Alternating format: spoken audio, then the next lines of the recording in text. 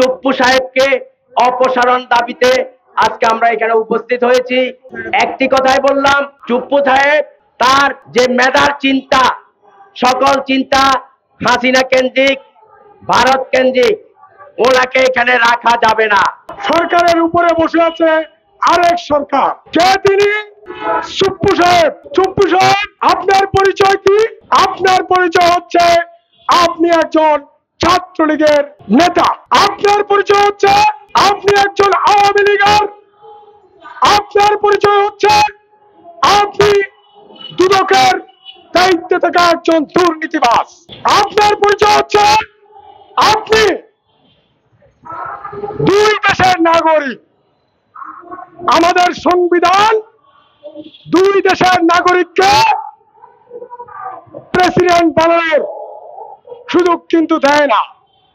কিন্তু দুর্ভাগ্যজনক হলেও সত্যতে যে পচা সংবিধান 53 বছর 54 বছরের যে পচা সংবিধানকে সামনে রেখে খুনি ফ্যাসিবাদের জননী শেখ হাসিনা যে ধরনের সাংবিধানিক কুকর্মকাণ্ড করেছেন, সেই কুকর্মকাণ্ডের অংশ হচ্ছে দ্বৈত নাগরিক, ছাত্রলীগের পান্ডা, দুদকের দুর্নীতিবাজ, একজন সাচ্চা আওয়ামী লীগেরকে আপনি বাংলাদেশের প্রেসিডেন্ট বানিয়েছেন। এই হল অবস্থা, যেখানে বিপ্লবী সরকার, গণঅভ্যুত্থানের মধ্য দিয়ে যে সরকার গঠিত হয়েছে, সেই সরকারের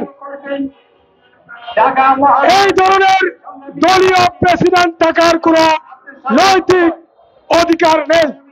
সেইখানে তিনি এখনো বসে আছেন রাষ্ট্রের ক্ষমতায়।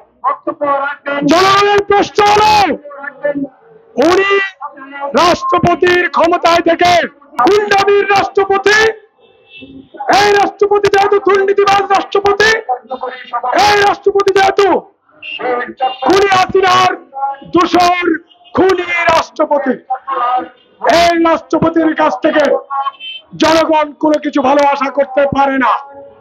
যে রাষ্ট্রপতি জনগণের ভোট ডাকাতির মধ্য দিয়ে ক্ষমতায় অধিষ্ঠিত হয়েছে, তার সেই কারণে ওনার পদত্যাগ করা উচিত ছিল। গণঅভ্যুত্থানের পরে তিনি পদত্যাগ করেন নাই। তার মানে খুনি হাসিনা এবং তার দোসরদেরকে পুনর্বাসন করার জন্য রাষ্ট্রপতি এখনো ক্ষমতায় বসে আছেন। আমাদের উপদেষ্টাদেরকে বলি, ডক্টর ইউনূস সরকারের উপদেষ্টাদেরকে বলি, এই এই খুনি রাষ্ট্রপতিকে তার শপথ রেখে আপনারা কিভাবে রাষ্ট্র চালাবেন? চালাতে পারছেন?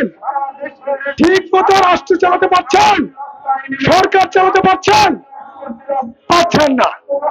তাহলে জনগণের চাওয়া, জনগণের পাওয়া অনুযায়ী যে রাষ্ট্রপতি পদত্যাগ করা উচিত ছিল, যেহেতু তিনি এখনো নিজে পদত্যাগ করেন নাই, সেহেতু ওনাকে অপসারণ করতে হবে, জনগণের পক্ষে অপসারণ করতে হবে। যদি চুপ্পু রাষ্ট্রপতিকে অপসারণ না করেন, তাহলে আমরা বাংলাদেশের জনগণ কেউ শান্তিতে থাকতে পারবো না।